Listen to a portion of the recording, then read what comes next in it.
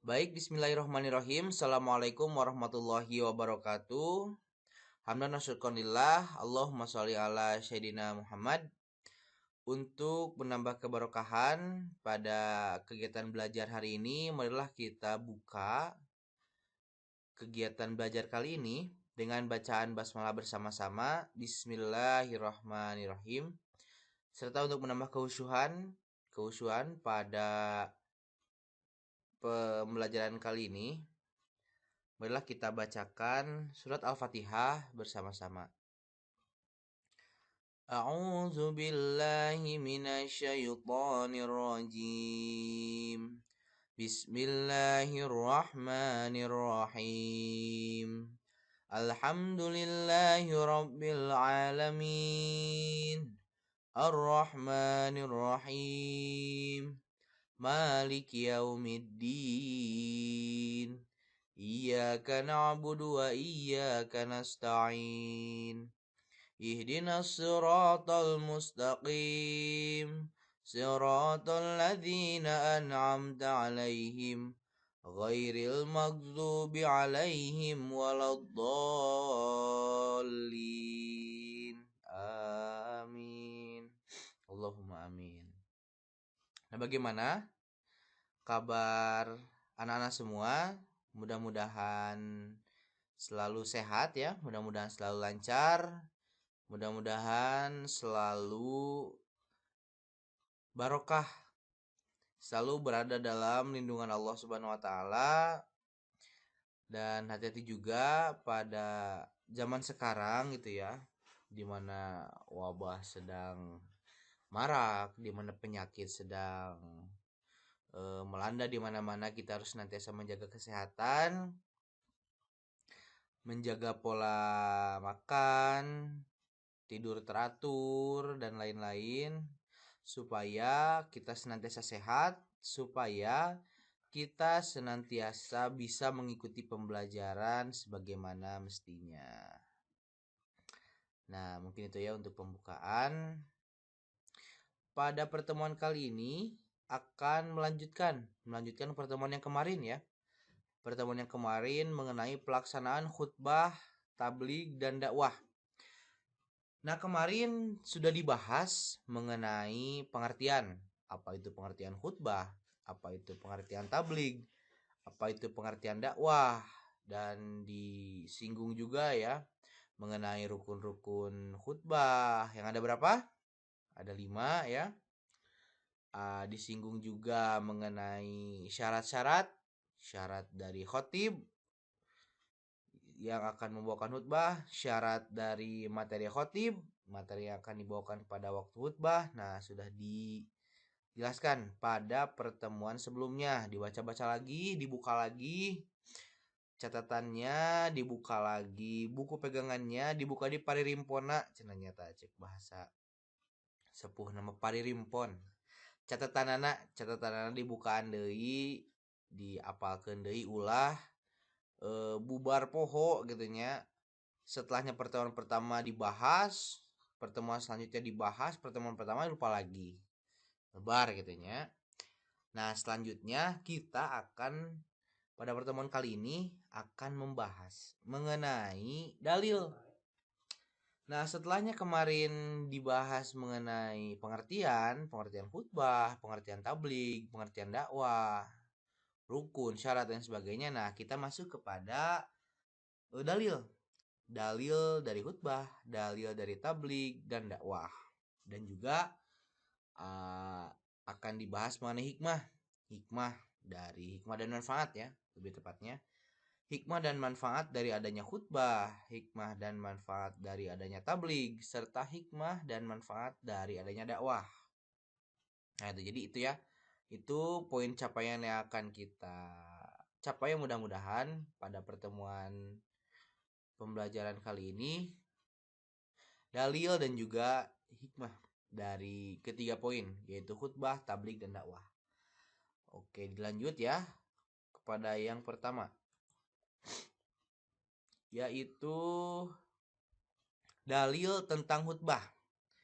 Nah, setelahnya kemarin kita kupas tuntas ya mengenai khutbah dari pengertian, terus rukun anu 5 teh nya kade.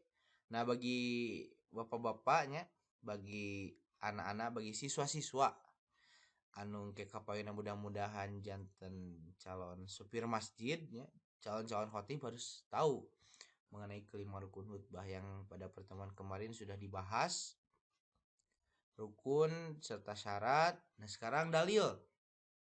Nah apa cenah naon cenah hukumna teh naon landasanana cenah, maka jeung dikedah diayakeun khutbah teh emang khutbah teh ti dituna aya gitu nya. Nah make jeung aya karena ada dalilnya, ada dalil yang memerintahkan mengenai pelaksanaan khutbah. Nah, Quran surat An-Nisa ayat 115. Nah, ayat ini menjadi landasan, menjadi dasar hukum dilaksanakannya khutbah. Bapak bacakan, teman-teman juga bisa dilihat ya, bisa membaca bersama. A'udzu billahi minasyaitonir rajim. Bismillahirrahmanirrahim. Wa may yushaqiqir rasula min ba'di ma tabayyana lahul huda wa yattabi' ghayra sabilil mu'minina nuwalli ma tawalla wa nuslih jahannam wa sa'at masira. Artinya, dan barang siapa yang menentang Rasul sudah jelas kebenaran baginya dan mengikuti jalan yang bukan orang-orang mukmin. Kami biarkan ia leluasa terhadap kesesatan yang telah dikuasainya itu, dan kami masukkan ia ke dalam jahanam, dan jahanam itu seburuk-buruk tempat kembali. Nah, sebentar katanya Pak. Tapi kok agak kurang nyambung gitu ya Pak, cenah antara ayat ini An-Nisa ini dengan dalil khutbah. Terus cenah nama ke jeung make kudu ieu, cenah asa teh nyambung cenah Pak. Nah, bagi yang punya buku pegangan ya, bagi yang punya buku pegangan atau teman-teman bisa searching mungkin itu ya. Kalau Bapak itu ada buku pegangan yang dari Erlangga, ya, barangkali kalian anak-anak punya. Nah, yang menjadi dasar hukumnya itu sebelum kepada ayat ini itu ada hadisnya. Ada hadis dari Muslim. Bismillahirrahmanirrahim. An Jabir ibni Samurah anna lin nabi khutbatani yajlisu bainahuma yaqra'ul Qur'an wa yudzakkirun nas. Rawahul Muslim. Jabir bin Samurah radhiyallahu anhu berkata, dulu Nabi Shallallahu alaihi wasallam berkhutbah 2 kali. Duduk di antara kedua khutbah, membaca Al-Qur'an dan mengingatkan manusia.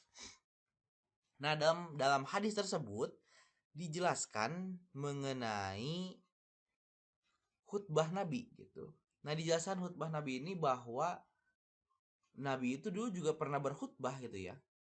Nabi dulu juga pernah melaksanakan khutbah dengan berkhutbah 2 kali. Ada khutbah pertama, ada khutbah kedua, ada duduk di antara kedua khutbah, ada membaca Al-Qur'an dan mengingatkan manusia.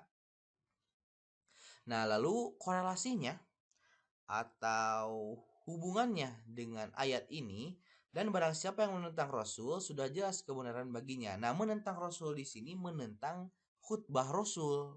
Nah, gitu. Kalau disambungin gitu ya. Disambungin.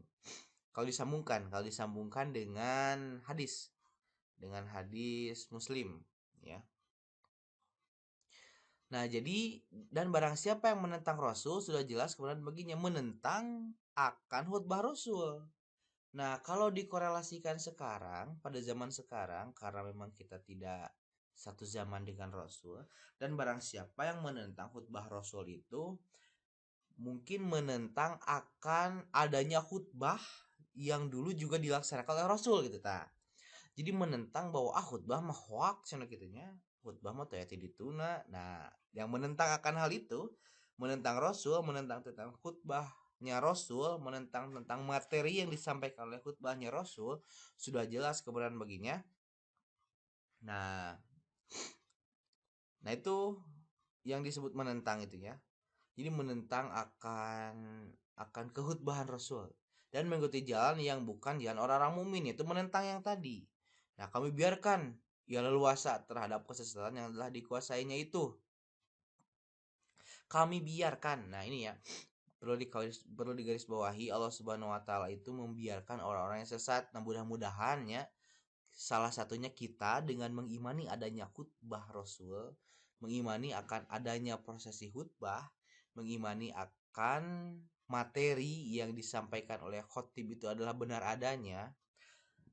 Nah, itu menjadi salah satu alasan kita tidak termasuk orang-orang yang sesat gitu ya.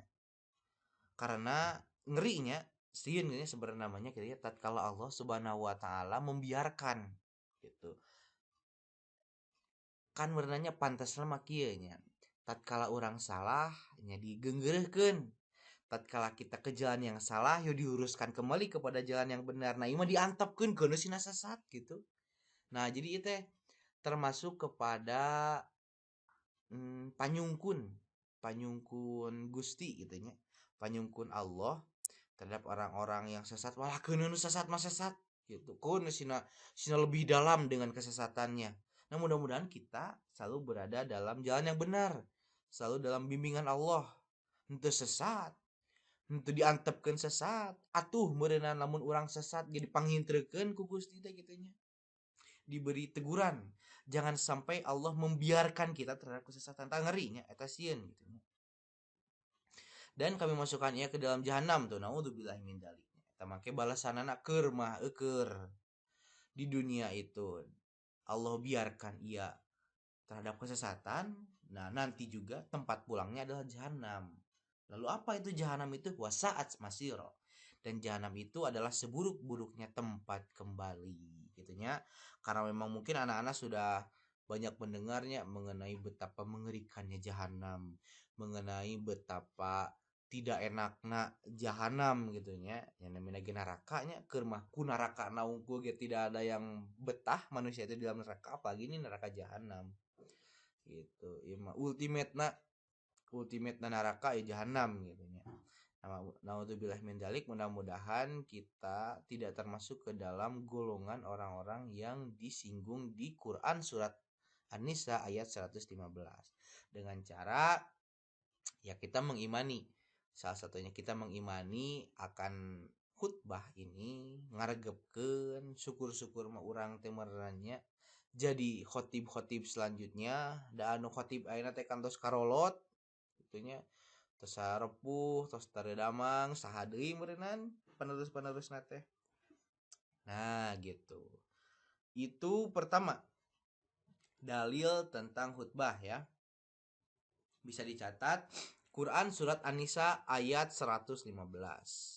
Nah, harusnya ada hadis yang mungkin nanti akan Bapak share menyusul mengenai penguatan tentang dalil khutbah gitu. Pada intinya seperti inilah, tatkala mungkin anak-anak ditanya, loh kok ini kenapa gak nyambung, karena emang ada hadisnya, hadis riwayat Muslim yang menerangkan tentang bagaimana Rasul berdakwah. Nah gitu ya, jadi diceritakan gitu Kang nya ada kanuna ros teh bahwa dia dalam hadis riwayat Muslim teh Rasul itu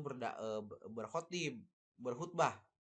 Khutbahna 2 kali, ada membaca Al-Qur'an, ada mengingatkan kepada manusia wasiat ketakwaan. Nah gitu, aya gitu tata cara Rasul khutbah. Nah, kita mengimani. Lanjut kepada yang selanjutnya, dalil yang pertama tadi kan dalil mengenai khutbah, yang selanjutnya berarti dalil mengenai tabligh. Kemarin juga dibahas sedikit tentang pengertian tabligh. Nah, sekarang kita bahas mengenai dalil tentang tabligh. Cekidot. Nah, dalilnya itu hadis riwayat Bukhari. Hadis riwayat Bukhari, perintah tentang tabligh. A'udzubillahi minasyaitonirrajim. An Abdullah bin Umar bin As radhiyallahu anhuma anna Nabiy sallallahu alaihi wasallam qala balighu anni walau ayah wa hadisu an bani Israila wala haraja wa man kadzaba alayya muta'ammidan fal yatabawa maq'adahu minan nar. Yang artinya Abdullah bin Umar radhiyallahu anhu berkata, sungguh, aduh ieu sungguh ieu hakna kalangkung punten tipo. Abdullah bin Umar radhiyallahu anhu berkata, sungguh Rasulullah SAW bersabda, sampaikanlah ajaran Islam dariku walau satu ayat dan ceritakanlah tentang Bani Israel tanpa perlu takut. Sungguh barang siapa yang berdusta atas namaku dengan sengaja, maka tempat duduknya adalah neraka. Nah, diambil dari pengertiannya dulu ya. Tabligh itu kan menyampaikan gitu ya. Menyampaikan kebenaran gitu. Nah, maka di sini kita sampaikanlah ajaran Islam, sampaikanlah kebenaran. Kebenaran itu adalah ajaran Islam dariku walau satu ayat. Dan ceritakanlah tentang Bani Israel tanpa perlu takut. Nah, naon hubungannya cenah naon jojo Bani Israel tanpa perlu takut. Nah, karena begini, karena dulu itu pada waktu hadis ini turun gitu ya, isu yang sedang trending gitu nya, lamun misalkan dulu aya YouTube mah teh trending nomor hijina teh nya tentang Bani Israelan gitu. Tentang betapa tentang betapa keras kepalanya Bani Israel, tentang betapa sesatnya Bani Israel gitunya. Nah, bagi teman-teman muslim pada waktu itu diharuskan untuk menyampaikan ajaran Islam dan ceritakanlah tentang Bani Israel tanpa perlu takut. Gitunya. Ceritakanlah bahwa Bani Israel ini begini-gini, hei ulah juga Bani Israel mah juga kayak yuk masuk Islam. Nah, tanpa perlu takut. Sungguh barang siapa yang berdusta atas namaku dengan sengaja, maka tempat duduknya adalah neraka. Akhirnya mungkin kalau ini mas sudah jelas ya, tidak seperti yang Dahlia tentang khutbah. Kalau tentang tabligh ini menyampaikan, nah sampaikanlah balighu gitu kan, sampaikanlah tablighnya satu akar kata. Ini tentang tabligh, lalu awal awal matan hadisnya itu balighu anni walau ayah. Sampaikanlah ajaran Islam dariku walau satu ayat. Dan ceritakanlah tadi sudah dijelaskan ya secara panjang lebar. Nah, itu dalil mengenai tabligh. Nah, dari hadis Bukhari. Mungkin bisa di screenshot atau dicatat ya teman-teman. Nah, iya. Yang ketiga, dalil tentang dakwah. Nah, dalil tentang dakwah. Tadi yang pertama itu dalil tentang khutbah ya. Dalil tentang khutbah itu ada di dalam surat apa? Quran surat An-Nisa. Quran surat An-Nisa ayat 115. Yang kedua adalah dalil tentang tabligh, yaitu hadis Bukhari. Nah, yang selanjutnya, yang ketiga ialah dalil tentang dakwah. Dalil tentang dakwah. Nah, dalil tentang dakwah adalah di dalam Quran surat An-Nahl ayat 125. Bisa dibaca bersama ya. A'udzubillahi minasyaitonirrajim. Bismillahirrahmanirrahim. Ud'u ila sabili rabbika bil hikmati wal mau'izatil hasanah wajadilhum billati hiya ahsan inna rabbaka huwa a'lamu biman dhalla an sabilihi wa huwa a'lamu bil muhtadin. Nah, mungkin bagi sebagian anak-anak sudah familiar ya dengan ayat ini, sudah banyak mendengar ud'u ila sabili rabbik. Nah, ini juga menjadi salah satu landasan, ini juga menjadi salah satu dasar hukum gitu tanya tentang dakwah, bahwa kita itu harus berdakwah gitunya.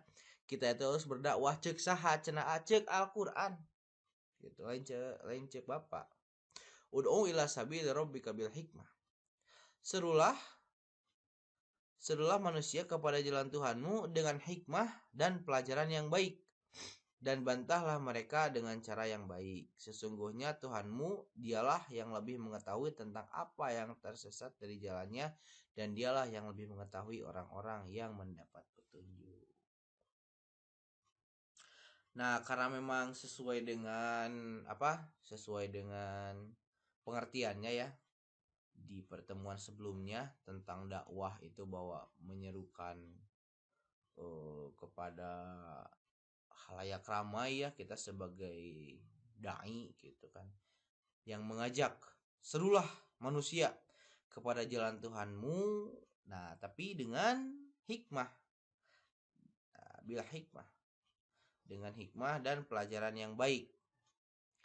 Nah, jadi harus dengan lemah lembut gitunya mengajak oge gitu ulah janji dudut wae gitu bapak-bapak ulah janji tunyak-tunyuk wae serulah manusia kepada jalan Tuhanmu tegas gitu kan ya. Wah kesana nanti sangar namun bila hikmah wal mau'izatil hasanah dan pelajaran yang baik dengan contoh yang baik dan bantahlah mereka dengan cara yang baik. Nah tatkala nah akhirnya nah ini nih ini yang menjadi eh, poin yang relate ya dengan zaman sekarang.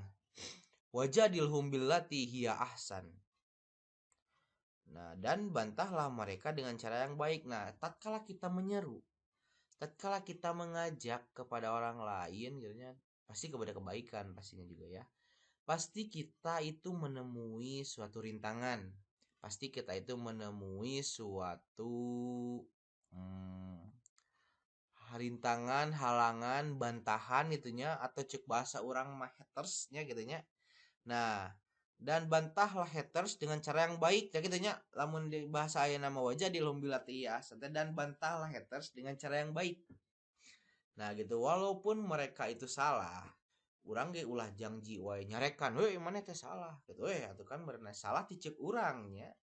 Cek manehana mah merenang dia teh benar dengan apa yang dia pegang gitu. Akhirnya kita juga baktu anu pada ayeuna apa kekeh gitunya. Kita kekeh dengan apa yang kita pegang, dia kekeh dengan kesalahannya. Oh, atau itu mah tidak akan menemukan jalan jalan pintas nah gitunya, tidak akan menemukan jalan keluar. Nah, walaupun kita menemui perbedaan, walaupun kita menemui bantahan, yuk bantahlah mereka yang berbeda itu tadi dengan cara yang baik. Bilatih ya ahsan. Ku jalan diskusi, ku jalan ngobrol misalnya gitu nya tatkala kita mengajak kepada kebaikan misalkan. Ayo cenanya ku PKM misalkan PKM hey cenah umat manusia anu di kelas cenah. Hayu uang micin sampah karena tempatna ulah na kolong bangku. Ari pek teh saorang tandung terung. Ah PKM abi mah cenah pokona mah hayang keukeuh we cenah micin runtah teh dina kolong bangku cenah kitu. Tah pak ceuk PKM tanya ulah-ulah kena cenah. Ulah kena salah gitu. Tapi ditaroskeun gitu nya kayak kunaon gitu. Nah make jeung mana make jeung make betah-betah teh dina kolong bangku gitu nya. Pan aya tempat sampah anu laras gitu. Kumaha sok aya naon atuh make jeung meuni candu gitu nya. Meuni candu buang sampah dina kolong bangku teh gitu kan. Nah, jadi lebih mengajak nate tatkala membantah juga lebih enak di hati gitu lah dengan cara yang baik, memberikan kesempatan kepada yang beda itu benar gitu. Nah, seakan-akan seperti itu. Tapi pada akhirnya kita menggiring juga dia harus kepada apa yang kita sampaikan, menggiring dia juga kepada kebenaran gitu ya. Jangan dibiarkan dia kepada kesalahan. Inna rabbaka huwa a'lamu biman dhalla an sabilih. Nah, Tuhanmu dialah yang lebih mengetahui tentang siapa yang tersesat dari jalannya dan dia yang lebih mengetahui orang-orang yang mendapat petunjuk. Nah, jadi kita memberenanya hanya sebatas menyampaikan gitu. Kita hanya sebatas mengajak, kita hanya sebatas menyeru kepada kebaikan kepada sesama manusia itu. Nah, mengenai apakah orang-orang tersebut akan berubah dari apa yang kita seru gitu. Nah, itu mah bagian Gusti Allah. Itu mah sudah job desk-nya Gusti Allah katanya. Jangan kita jangan mengambil yang bukan job desk kita katanya. Kita mah hanya ud'u ila sabili rabbika bil hikmah wal mau'izatil hasanah. Kalaupun ada yang beda, wajadilhum billati hiya ahsan. Jaminan atas mereka itu taat, tunduk, patuh kepada kita atau tidak, inna rabbaka huwa a'lamu biman dhalla an sabili. Nah, untuk hal itu mah job desk-nya Allah Subhanahu wa taala itu bukan job desk kita. Wa huwa a'lamu bil muhtadin dan dia yang lebih mengetahui orang-orang yang mendapat petunjuk. Nah, itu ya. Jadi jangan sampai kaku gitu nya ya mah gitu. bahwa apa yang kita seru itu harus diserap oleh oleh orang-orang yang kita dengar gitunya. Bahkan dicontohkan juga ya paman Nabi sendiri itu. Bagaimana Nabi menggenjot umatnya untuk masuk Islam, bagaimana Nabi berdarah-darah untuk mengislamkan kaum Mekah, kaum Madinah. Tapi kan ada pada akhirnya mah pamannya sendiri kan tidak Islamnya non Muslim. Nah itu menjadi salah satu gambaran, menjadi salah satu bukti bahwa inna rabbaka huwa ala biman dolan sabil. Jadi kita mah hanya ditugasi oleh Tuhan itu menyeru saja. Adapun orang itu berubah atau tidak, ya itu mah jobdesk kami gitu kata Allah Subhanahu wa taala. Nah, itu tentang dalil tentang dakwah. Tadi diulang lagi, bisi hilap. Dalil tentang khutbah itu ialah Quran surat An-Nisa ayat 125. Tuh kan Bapak hilap. An-Nisa ayat 115 ya. An-Nisa ayat 115. Yang kedua dalil tentang tabligh, hadis riwayat Bukhari. Dan yang ketiga ialah dalil tentang dakwah surat An-Nahl ayat 125. Nah, tamat ya mengenai perdalilan, dalil mengenai khutbah, dalil mengenai tabligh, dalil mengenai dakwah. Dilanjut kepada hikmah dan manfaat dari khutbah, tabligh dan dakwah. Aya manfaat nanya tuh Bapak nanaonan cenah make jeung aya khutbah, naonan make jeung aya tabligh, naonan make jeung aya dakwah. Di samping ketiga hal tersebut itu diperintahkan oleh agama, ada ayatnya, ada perintahnya, ada hadisnya. Nah, kita juga akan mendapatkan manfaat. Kita juga akan mendapatkan hikmah dari adanya khutbah, tabligh dan juga dakwah. Apa cenah itu teh Pak? Nah, dilanjut. Ada 1 2 3 4 5. Ada 5 poin di antaranya hikmah dan manfaat. Nah, barangkali anak-anak menemukan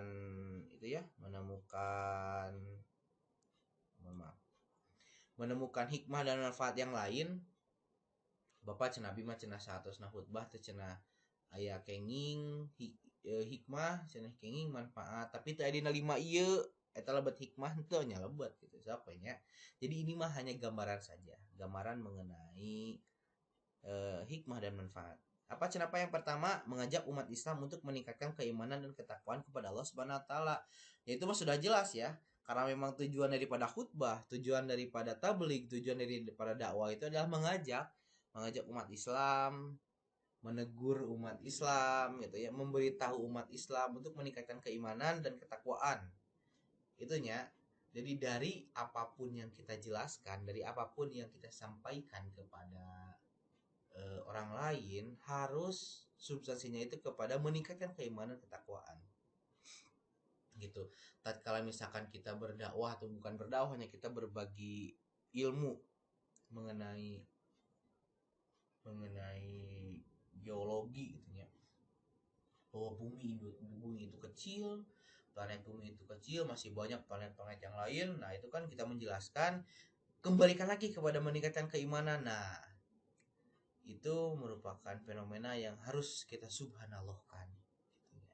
Betapa kecilnya manusia, bumi wae leutik, kumaha urang nu dilebet. Nah terus aya deui planet lain yang besar, ada lagi planet lagi yang besar, atau bagaimana yang menciptakannya. Nah, dibalikan lagi kepada itu ya. Jadi meningkatkan keimanan dan ketakwaan kepada Allah Subhanahu wa taala itu untuk poin yang pertama. Poin yang kedua yaitu mengajak umat Islam untuk selalu berjuang menggiatkan dan memudayakan syariat Islam dalam masyarakat.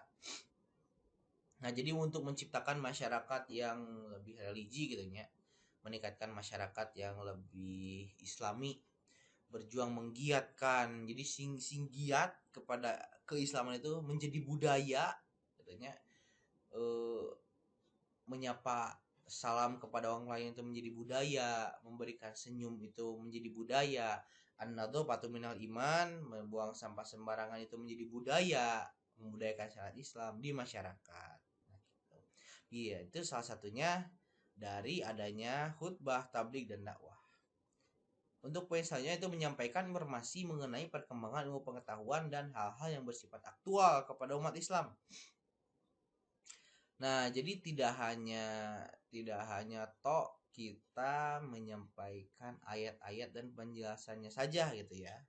Nah, kita juga seperti di dalam yang kemarin ya, syarat dari materi khutbah itu kan harus aktual gitu ya. Tatkala kita ada ayat yang akan kita bawa, ya kita kaitkan kepada materi yang sekarang gitu. Materi yang sekarang kita kaitkan kepada fenomena yang sekarang. Nah, menyampaikan informasi mengenai perkembangan ilmu pengetahuan dan hal yang bersifat aktual kepada umat Islam. Seperti proses terjadinya hujan gitu ya. Kan baru baru baru ketemu akhir-akhir ini gitu ya.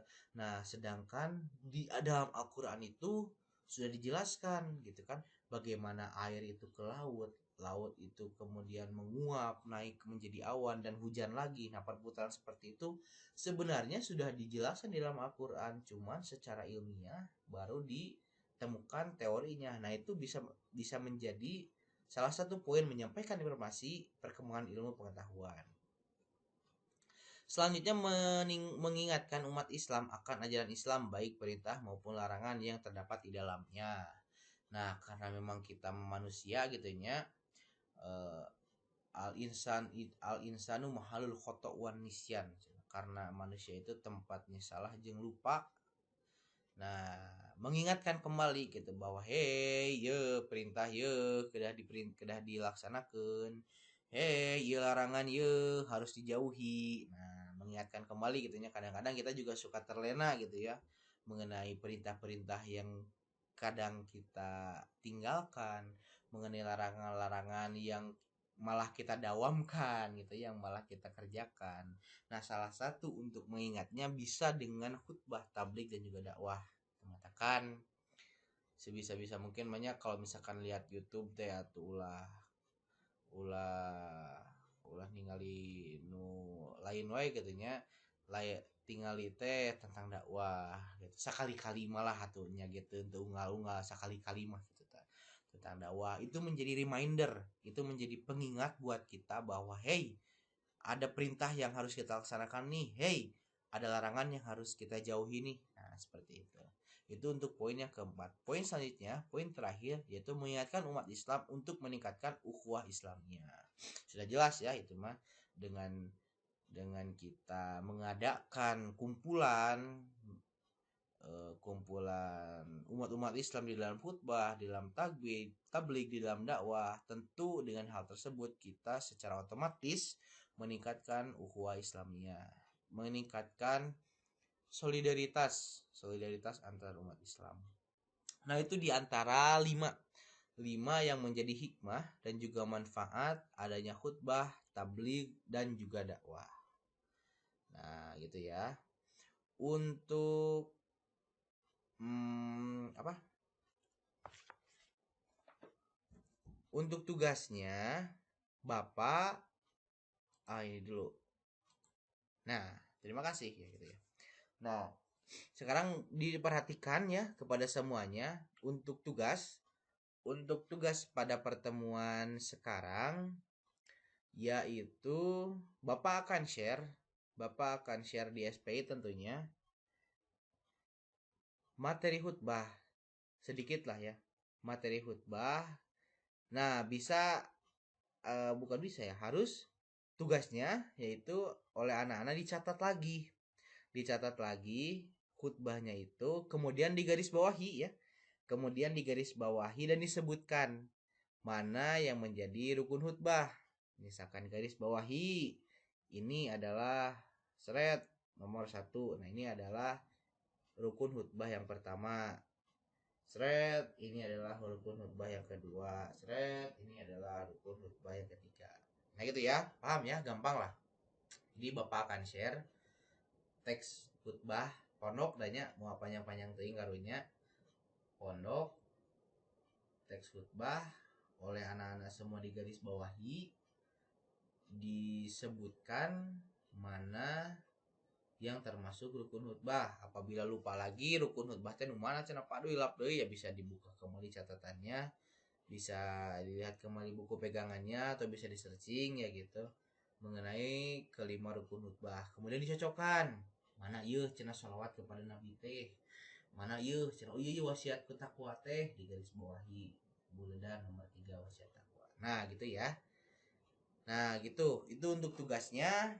Itu juga untuk materi pada kesempatan kali ini sudah beres. Itu juga tugasnya sudah Bapak jelaskan. Bisa teman-teman kerjakan. Sekian untuk pertemuan kali ini. Mohon maaf apabila banyak kesalahan dari Bapak. Terima kasih. Oh ya, dan untuk pengumpulannya di WAG saja, di WA grup, di WA grup difotokan ya. Jadi untuk teknisnya oleh anak-anak dicatat, kemudian digaris bawahi mana yang termasuk rukun, kemudian difotokan catatannya, diberi nama dan juga kelas, dikirimkan di WA grup, dikirimkan di WA grup. Nah, gitu. Waktunya sampai hari Sabtu lah ya. Sampai hari Sabtu waktunya. Pengumpulan di hari Sabtu pukul 8 sampai duhur lah. Pukul 8 sampai duhur ya. Nah, itu untuk waktu pengumpulannya. Jadi, uang uwi handainya bisa hilap bahwa PAI pertemuan sekarang ada tugas yaitu mencatat teks khutbah yang sudah Bapak sediakan, kemudian digaris bawahi mana yang termasuk rukun dan disebutkan apa rukun khutbahnya. Hasilnya difotokan, dikasih nama dan kelas, dikumpulkan di WA grup pada hari Sabtu jam 8 sampai duhur. Nah, ECS-nya ECS. Jelas. Nah, kita tutup saja pembelajaran pada hari ini. Subhanakallahumma wa bihamdika asyhadu an la ilaha illa anta astaghfiruka wa atubu ilaik. Wabillahi taufiq wa hidayah. Wassalamualaikum warahmatullahi taala wabarakatuh.